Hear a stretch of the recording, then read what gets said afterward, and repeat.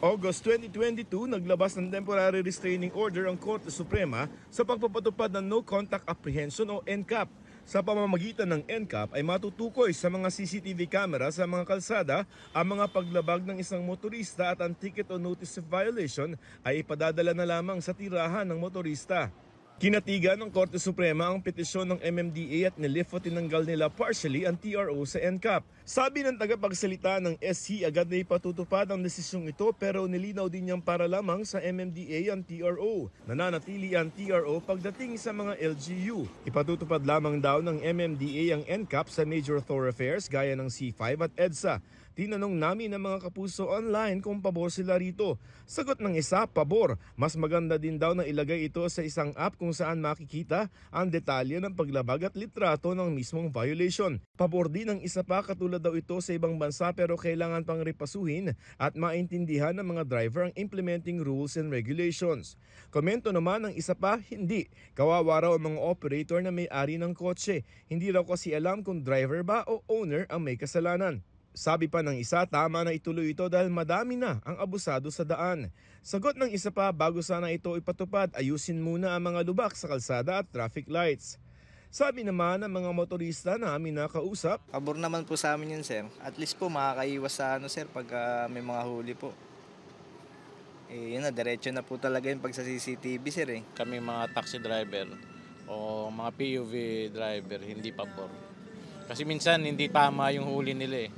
Marami kami napapansing mali. Ayon sa MMDA, isang NCAP sa mga makakatulong para maibsan ang traffic, lalo sa ilalim ang EDSA sa rebuilding o yung malawak ang pagkukumpuni. Yung mga violators, hindi na namin kailangan parahin, magtalo, issuehan physically ng ticket, na habang ginagawa yon ay nakakaabala pa sa traffic.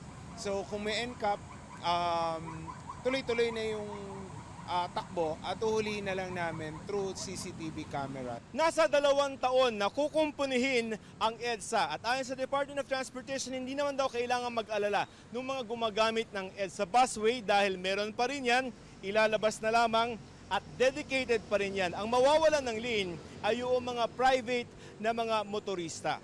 Wala tayong magagawa. Kailangan unahin natin ang commuter.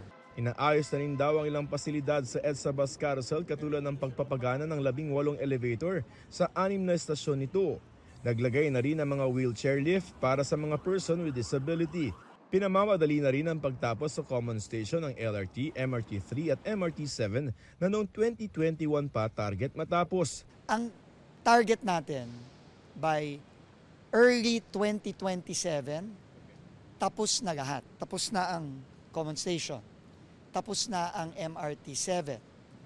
And nakakonekta na tayo sa LRT1 papuntang MRT3 and MRT7.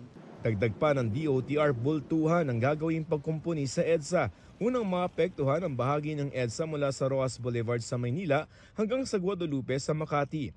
Ayon sa DPWH, isa-isahing kumpunihin ang mga lane para hindi kailangang tuluyang isara ang EDSA. Sabi pa ng DOTR, planong gawing libre ang ilang bahagi ng Skyway para mabawasan ng traffic. Yung mga kababayan natin na imbes na sa EDSA, meron silang ibang dadaanan, alternative na dadaanan.